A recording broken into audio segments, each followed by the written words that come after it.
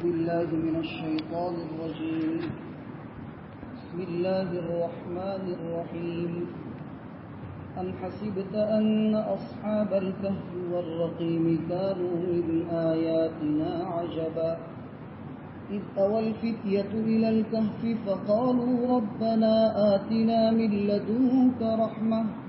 وهيئ لنا من أمرنا رشدا فضربنا على آذانهم في الكهف سنين عددا ثم بعثناهم لنعلم أي الحزبين أحصى لما لبثوا أمدا.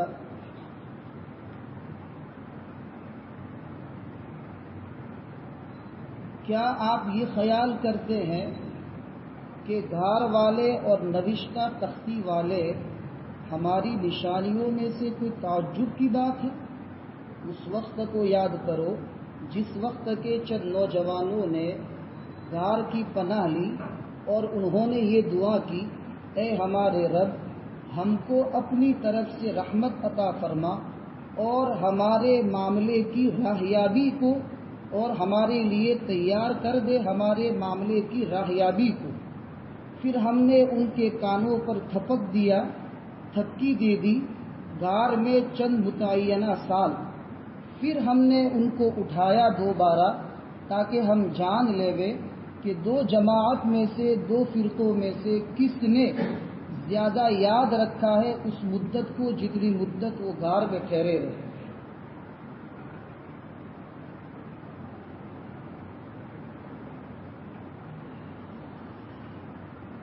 ان آیات سے اصل واقعہ جو اصحاب کہف کا جو واقعہ ہے، یہ اصل میں ان آیات سے شروع ہوتا ہے۔ اس سے پہلے کی آیت میں 4 مضامین گزشتہ کل بیان کیے تھے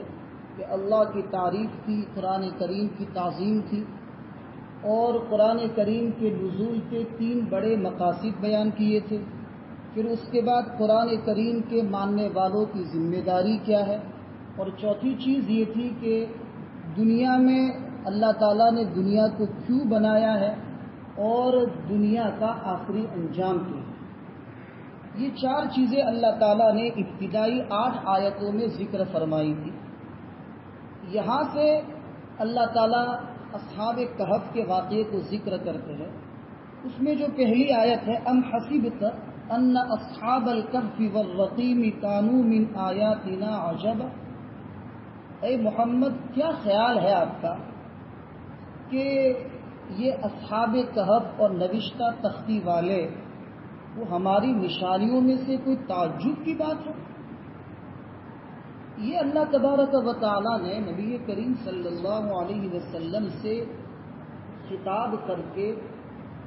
پہلے آپ صلی اللہ علیہ وسلم سے خطاب کر کے امت کو یہ پیغام دیا ہے کہ یہ جو مکہ والے لوگ ہیں وہ نبی کریم صلی اللہ علیہ وسلم کی رسالت اور نبوت کو ٹٹولنے کے لیے اور سچ اور جھوٹ کا فرق کرنے کے لیے جو مدینہ میں علماء یہود کے پاس پہنچے تھے کہ یہ نبی کریم صلی اللہ علیہ وسلم کی رسالت اور نبوت حق ہے یا غلط ہے، تو انہوں نے 3 سوالات دیے تھے علماء یہود نے کہ پہلے ایک آپ سوال یہ کرو کہ یہ اصحاب کہف کا کیا واقعہ ہے، دوسرا وہ بادشاہ کون سا تھا کہ جس نے مشرق سے مغرب کا سفر کیا تھا، اور تیسرا سوال روح کے بارے میں، جو انسان کے جسم میں روح ہوتی ہے اس کے بارے میں۔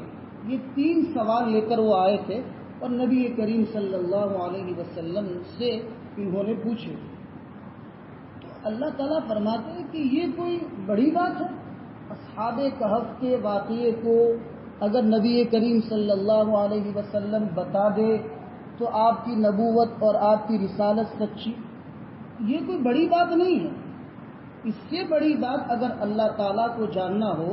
اللہ تعالیٰ کی قدرت کو پہچاننا ہو،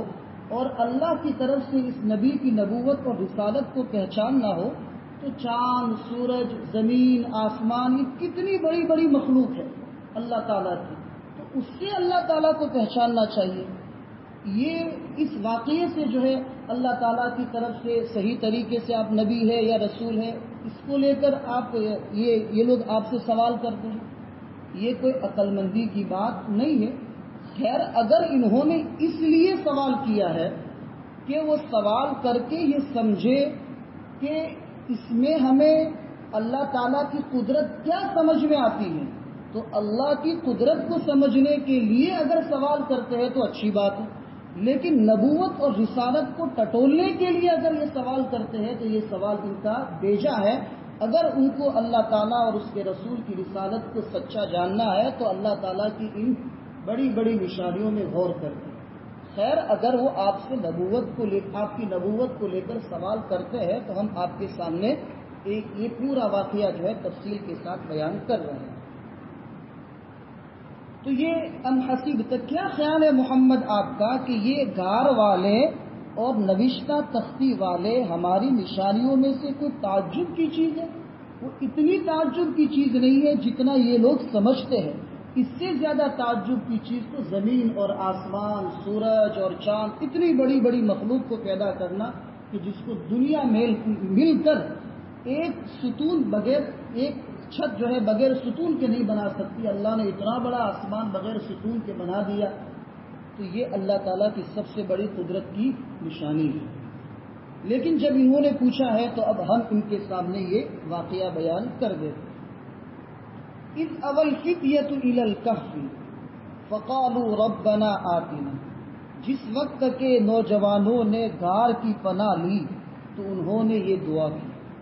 اے ہمارے رب، اپنی طرف سے رحمت عطا فرما اور تیار کر دے ہمارے لیے ہمارے معاملے کی راہیابی اور درستگی کو۔ یہ تو بڑا اجمالاً صرف اس میں ذکر کر دیا کہ اصحاب کہف نے جو ہے پناہ لی، لیکن اس کا پورا حقیقی واقعہ اور پوری تفصیل کیا ہے اس کو تھوڑا سمجھنا پڑے گا، تب جا کے یہ آگے والی آیتیں سمجھ میں آئیں گی۔ اس سلسلے میں بعض مفسرین نے یہ لکھا ہے کہ اس ایک زمانے میں، اب وہ اتنا تو طے ہے کہ یہ حضرت عیسیٰ علیہ السلام کی شریعت پر یہ لوگ تھے، یعنی نبی کریم صلی اللہ علیہ وسلم اور حضرت عیسیٰ علیہ السلام کے درمیان میں 571 سال کا فاصلہ ہے، اور ان دو 571 سال کے فاصلے میں جو ہے یہ واقعہ پیش آیا ہے۔ حضرت عیسیٰ علیہ السلام کے دنیا میں آنے سے لے کر یہ جو عیسوی ہے، عیسوی 2022 جو چل رہی ہے، یہ حضرت عیسیٰ علیہ السلام کے یعنی ان کے زمانے سے، اور یہ جو ہجری ہے وہ نبی کریم صلی اللہ علیہ وسلم نے جو ہجرت کی ہے اس کے بعد سے یہ ہجری ہے۔ تو یہ جو عیسوی ہے 250 عیسوی، بعض مفسرین نے بیان کیا ہے کہ 250 عیسوی میں یہ واقعہ پیش آیا، بعض نے کہا کہ 150 میں۔ خیر، یہ اختلاف ہے، لیکن اتنا یہ ایسا اختلاف نہیں ہے کہ جس کو سمجھنے کے لیے، یعنی تفسیر کو سمجھنے کے لیے وہ اختلاف سمجھنا ضروری ہو۔ بہرحال اتنا تو طے ہے کہ یہ واقعہ نبی کریم صلی اللہ علیہ وسلم اور حضرت عیسیٰ علیہ السلام کے زمانے کے درمیان میں کہیں نہ کہیں پیش آیا ہے۔ یہ لوگ اس زمانے میں، ایک بادشاہ تھا جس کا نام ہے دقیانوس، اور اس بادشاہ نے یہ اعلان کر دیا تھا کہ کوئی بھی ایک اللہ کی عبادت نہ کرے بلکہ بتوں کی پوجا پاٹ کرے۔ تو سال میں ایک میلہ لگا اور جس میں لوگ قربانیاں کرتے تھے بتوں کے نام پر، اور بتوں کی پوجا پاٹ کرتے تھے۔ تو پورے شہر کے لوگ وہاں جمع ہوئے اور دقیانوس بھی وہاں موجود تھے۔ اس میں سے ایک شخص نے جب دیکھا کہ لوگ اس طریقے سے بتوں کی پوجا کرتے ہیں تو اس کے دل کے اندر یہ بات اللہ تعالیٰ نے ڈالی کہ یہ لوگ غلط کام کریں، اس طریقے سے عبادت نہیں کرنی چاہیے، عبادت تو اس ذات کی کرنی چاہیے جس نے زمین و آسمان بنایا ہے۔ تو وہ اس جماعت، اس ٹولی میں سے، اس جو ہے میلے میں سے نکل کر ایک درخت کے نیچے جا کر بیٹھ گئے۔ پھر تھوڑی دیر کے بعد دوسرا ایک شخص آیا، وہ بھی وہاں بیٹھ گیا۔ پھر تھوڑی دیر کے بعد تیسرا شخص آیا، اس طریقے سے 6-7 افراد وہاں جمع ہو گئے۔ اب لوگوں ایک جو 6-7 لوگ وہاں جمع تھے، انہوں نے آپس میں ایک دوسرے سے پوچھا نہیں، اس لیے کہ ہر ایک یہ سمجھتا تھا کہ اگر میں اپنا ایمان ظاہر کر دوں گا تو بادشاہ تک میری شکایت پہنچ جائے گی اور بادشاہ جو ہے مجھے قتل کر دے گا۔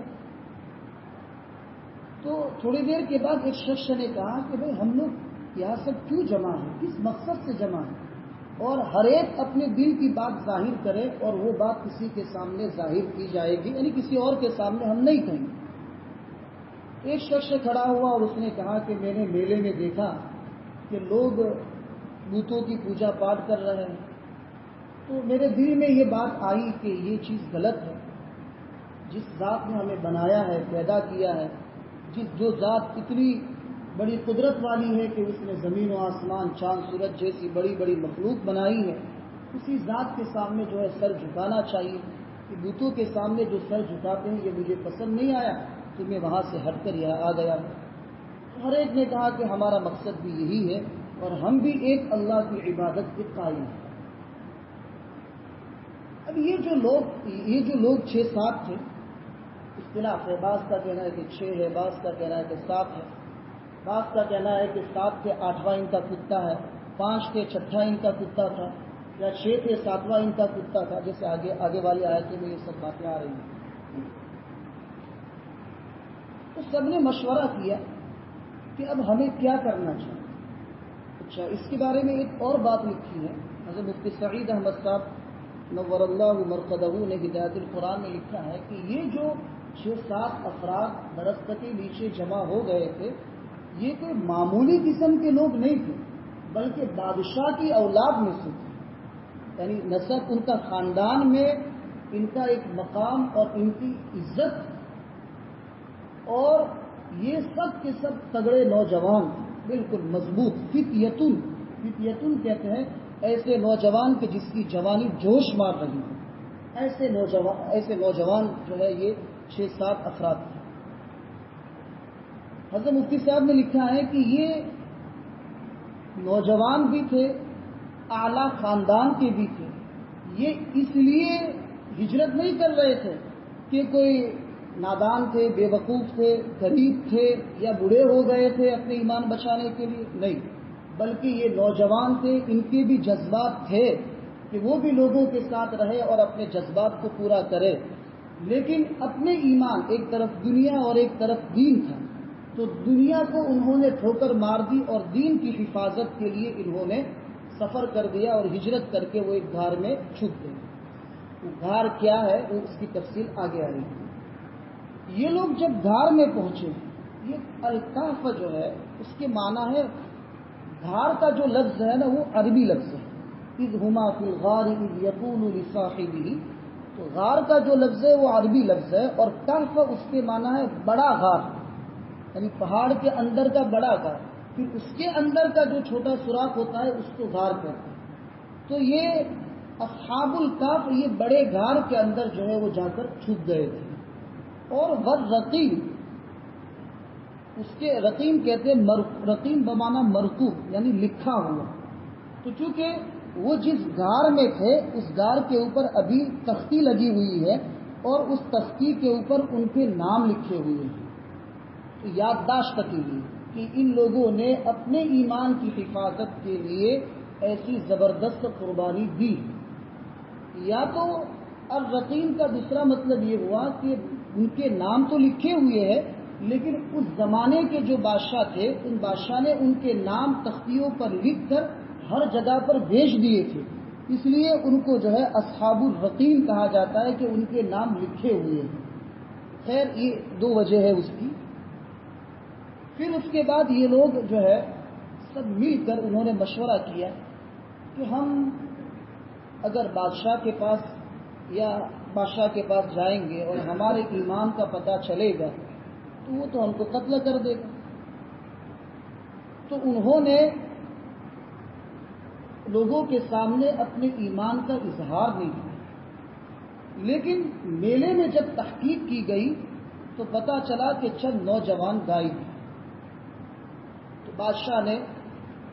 ان کو بلایا، چغلی کرنے والے لوگ ہوتے ہیں، تو بادشاہ نے ان لوگوں کو بلایا. بعض حضرات کا کہنا یہ ہے کہ اس بادشاہ کے دربار میں جانے سے پہلے ایک رسی ہوتی تھی، وہاں سے جھک کر جانا پڑتا تھا. تو یہ علامت ہوتی تھی کہ آپ کے دل میں بادشاہ کی تعظیم ہے، اس لیے آپ بادشاہ کو سجدہ کر کے پھر اس کے دربار میں آتے ہیں.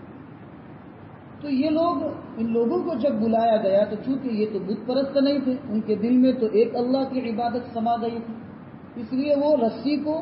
ہٹا کر وہ بادشاہ کے سامنے سیدھے آ گئے. تو بادشاہ کو پتا چلا کہ ایک تو یہ لوگ میلے میں بھی نہیں تھے اور یہ لوگ بتوں کی پوجا بھی نہیں کرتے. تو بادشاہ نے ان کو بلایا. بلانے کے بعد ان سے کہا کہ آپ لوگ میری بات کی مخالفت کیوں کرتے ہیں اور آپ لوگ بتوں کی پوجا کیوں نہیں کرتے؟ تو کہا کہ ربنا رب السماوات والارض، ہمارا پروردگار تو زمین و آسمان کا پیدا کرنے والا ہے،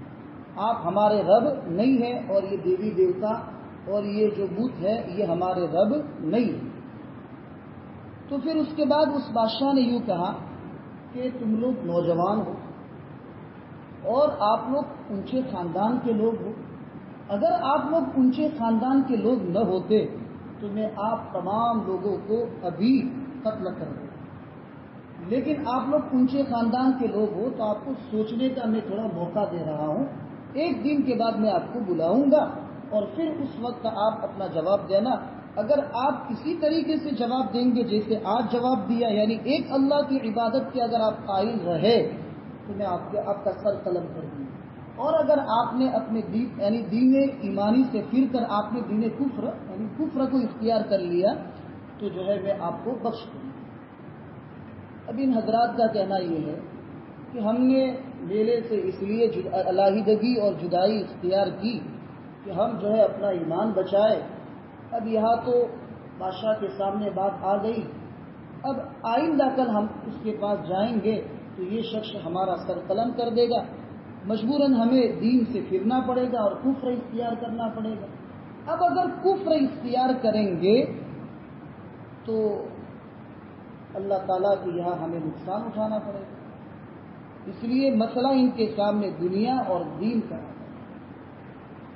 تو انہوں نے اپنے ایمان کی حفاظت کے لیے راتوں رات وہاں سے ہجرت کر دی اور انہوں نے غار میں پناہ لی. یہ واقعہ بیان کر کے، چونکہ میں نے پہلے بتایا تھا کہ یہ صورت مکی زمانے میں یہ صورت نازل ہوئی ہے، اور مکی زمانے میں صحابہ کرام رضوان اللہ تعالی علیہم اجمعین پر جو سنگین حالات کفار مکہ کی طرف سے تھے وہ ہم جانتے ہیں، فضائل اعمال میں لکھے ہوئے اور ہم اس کو سن چکے ہیں. تو اللہ تعالیٰ اس واقعے کے ذریعے سے صحابہ کرام رضوان اللہ تعالی علیہم اجمعین کو تسلی دے رہے ہیں کہ تم پر اگر سخت حالات ہے تو آپ کو ڈرنے کی ضرورت نہیں ہے، اللہ تعالیٰ آپ کے لیے کوئی آسانی والا معاملہ پیدا کر دے گا. جس طریقے سے آپ سے پہلے 6-7 افراد کے اوپر اس سے بھی زیادہ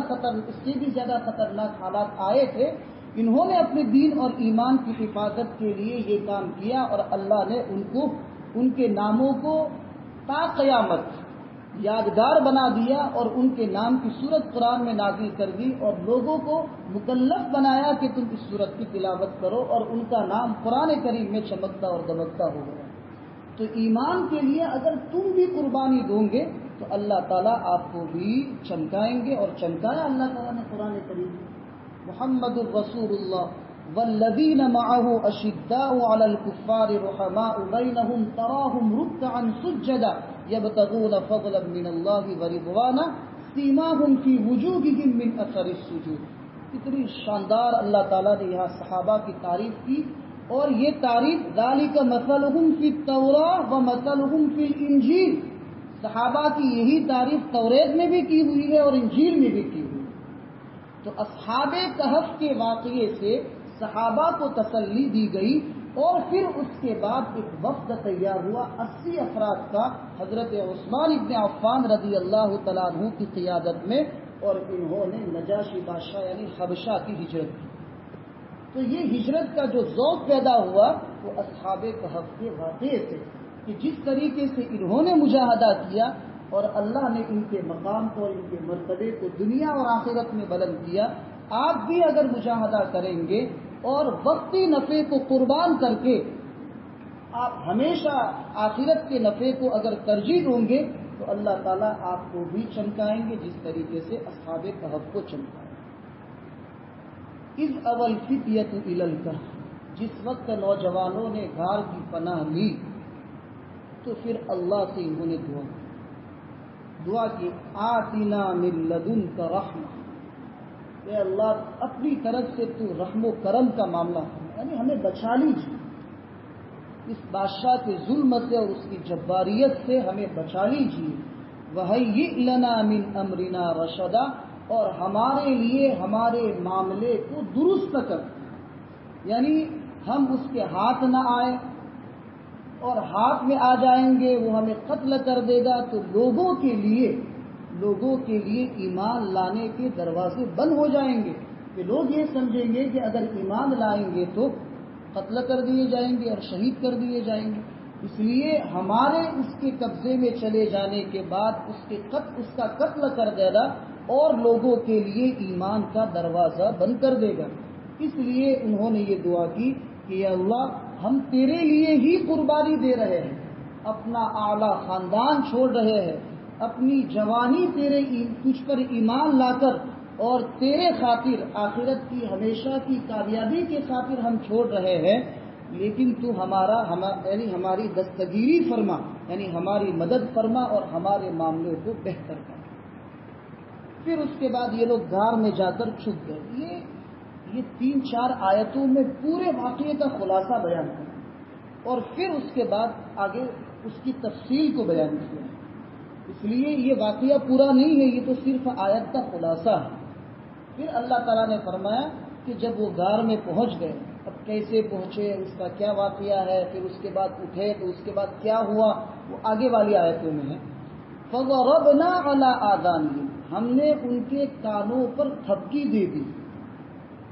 ان کے کانوں پر تھپکی دی۔ حالانکہ جب سوتے ہیں تو آنکھ بند ہوتی ہے، کان بند نہیں ہوتے، عقل یہ کہتی ہے، لیکن حقیقت یہ ہے کہ کان بند ہوتے ہیں، آنکھ بعض مرتبہ بند ہوتی ہے لیکن کوئی بولتا ہے تو ہم سنتے ہیں، وہ نیند مکمل نہیں ہے، وہ اونگ ہے۔ جب کان بند ہو جائے یعنی کوئی بولے تو سنے نہیں تو اس کو کہتے ہیں نیند۔ جو آنکھ بند ہو اور کوئی بولے تو سنائی دے، گین جس کو کہتے ہیں، اس کو اردو زبان میں اونگ کہتے ہیں۔ اور جب کان بھی بند ہو جائے یعنی کوئی بولے تو سنائی بھی نہ دے تو اس کو کہتے ہیں نیند۔ اس لیے اللہ فرماتے ہیں کہ ہم نے ان کو سلا دیا، ان کے کانوں پر تھپکی دے دی، ان کے کانوں پر تھپک دیا ہم نے۔ غار میں چند سال ایک مدت، یعنی مدت کے چند سال۔ ثم بعثناہم، پھر ہم نے ان کو اٹھایا، نیند سے اٹھایا۔ پھر اللہ تعالیٰ فرماتے ہیں کہ ہم نے کیوں اٹھایا؟ لِنَعْلَمَ أَيُّ الْحِزْبَيْنِ أَحْصَىٰ لِمَا لَبِثُوا أَمَدًا، تاکہ ہم جانیں کہ 2 جماعتوں میں سے کون سی جماعت اس مدت کو زیادہ گننے والی ہے، یاد رکھنے والی ہے جتنی مدت وہ غار میں ٹھہرے۔ حضرت مفتی صاحب نے لکھا ہے کہ أَيُّ الْحِزْبَيْنِ سے مراد 2 جماعتیں ہیں، اور اس میں 2 جماعتوں کے الگ الگ نظریے اور الگ الگ اعتقاد ہیں۔ ایک جماعت یہ کہتی ہے کہ مرنے کے بعد انسان کا جسم ختم ہو جاتا ہے، صرف روح باقی رہتی ہے، اور ایک جماعت کا کہنا یہ ہے کہ مرنے کے بعد جسم بھی باقی رہتا ہے اور روح بھی باقی رہتی ہے۔ تو یہ 2 جماعتوں کو معلوم ہو کہ جو اختلاف کرتے ہیں کہ اتنی لمبی یعنی 309 سال مکمل سوئے پھر اٹھے، تو اتنی لمبی مدت سونے کے بعد ان کے جسم بھی صحیح سلامت رہے اور ان کی روح بھی صحیح سلامت رہی، تو یہ اس اعتقاد رکھنے والے لوگوں کے لیے واضح کرنا ہے کہ مرنے کے بعد جسم بھی باقی رہے گا اور روح بھی باقی رہے گی، اور اللہ تعالیٰ دوبارہ جسم مع روح اٹھانا، اور ایک اصطلاح کہتے ہیں روح مع الجسد اللہ اٹھانا۔ جسم کے ساتھ اللہ تعالیٰ روح بھی ڈالیں گے اور دوبارہ اللہ تعالیٰ اٹھائیں گے۔ اب کتنی مدت ٹھہرے ہیں؟ اب اتنی مدت ٹھہرنے کے بعد پھر جب ان کو پتہ چلے گا تو وہ یہ کہیں گے کہ اللہ تعالیٰ جسم یعنی روح مال جسد، جسم کے ساتھ روح بھی ڈالیں گے اور پھر دوبارہ اللہ تعالیٰ اٹھائیں گے۔ اس واقعے سے ہمیں اور صحابہ کرام رضوان اللہ تعالی علیہم اجمعین کو یہ تسلی دی گئی کہ اللہ کے دین کے لیے اگر محنت کریں گے، مجاہدہ کریں گے تو اللہ تعالیٰ اس مجاہدے کو اور اس محنت کو ضائع نہیں کریں گے۔ حضرت مفتی صاحب نے اس کے اخیر میں ایک جملہ لکھا ہے کہ اصحاب کہف کے ایمان کی حفاظت کے لیے اللہ نے ان کو سلا دیا، اور جب سو کر اٹھے تو اللہ نے پوری دنیا کو جگا دیا۔ وہ یعنی جب اٹھے تو اللہ نے پوری دنیا کو جگا دیا کہ دیکھو اللہ کی قدرت کیسی ہے، تاکہ اللہ پر لوگوں کا ایمان لانا آسان ہو جائے۔ تو وہ ان کو سلایا، ان کے ایمان کی حفاظت کی، اور ان کو جگایا تو ہمارے ایمان کی حفاظت کی۔ تو یہ 4 آیتوں میں یہ خلاصہ ہے کہ پھر اس کے بعد نحن نقص علیک نبأہم بالحق، ہم آپ کے سامنے ان کا واقعہ بڑے حق کے ساتھ بیان کرتے ہیں۔ انشاءاللہ آئندہ کل سے اس کا باقاعدہ آگے کا واقعہ بیان